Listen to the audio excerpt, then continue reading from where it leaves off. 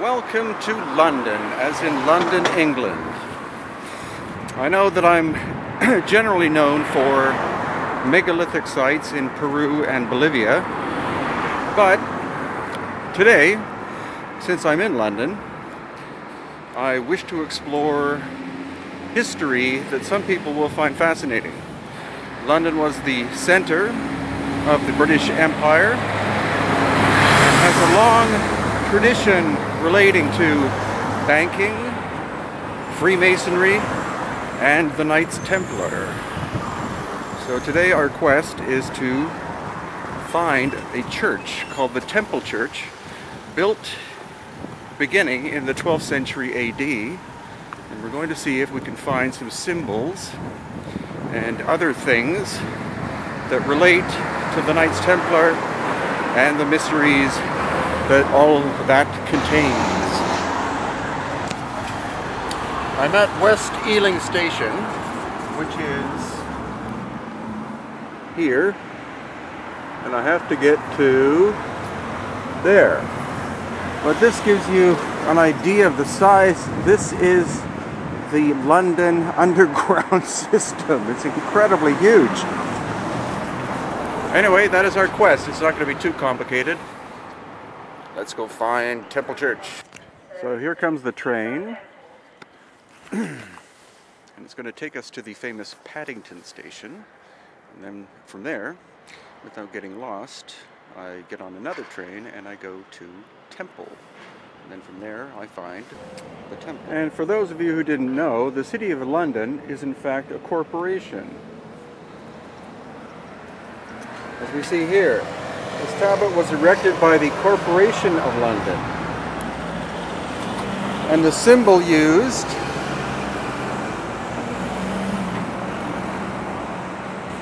is the dragon. Is it St. George and the Dragon? Or is it simply a dragon?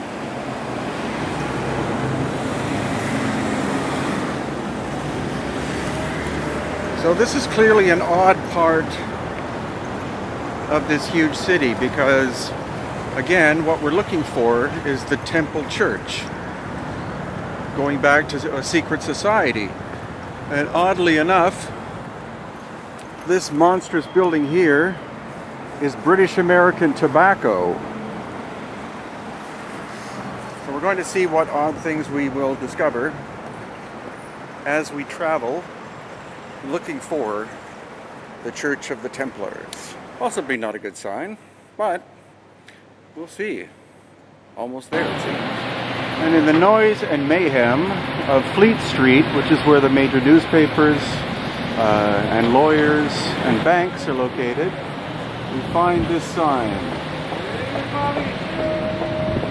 And that's what we're going to follow. And here we are in Inner Temple Lane.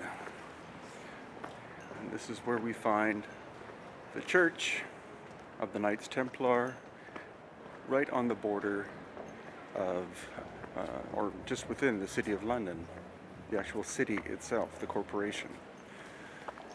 And this is the 12th century church.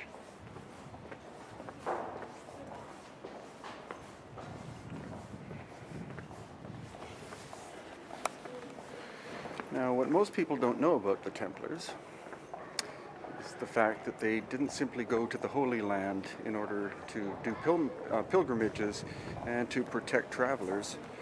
They became incredibly successful businessmen and had fleets of ships conducting trade.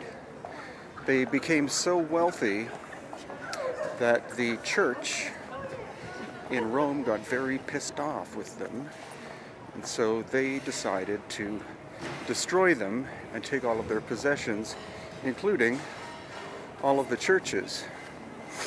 And what you may not know is that it's well thought that the cathedrals of Europe were not built by the church, but by the Templars. The Templars employed the Masons to build them, and all the symbolism that we see in the cathedrals of Europe that are non-Christian, are in fact pagan, And it was the Templars' way of telling the church that the Templars believed in the old belief systems, the old religions, but the church got very angry, took all the cathedrals, stuck crosses on them, and own them to this very day. As I said, the knights were overly successful in the eyes of the church authorities. And so all of their lands here in London were taken away from them.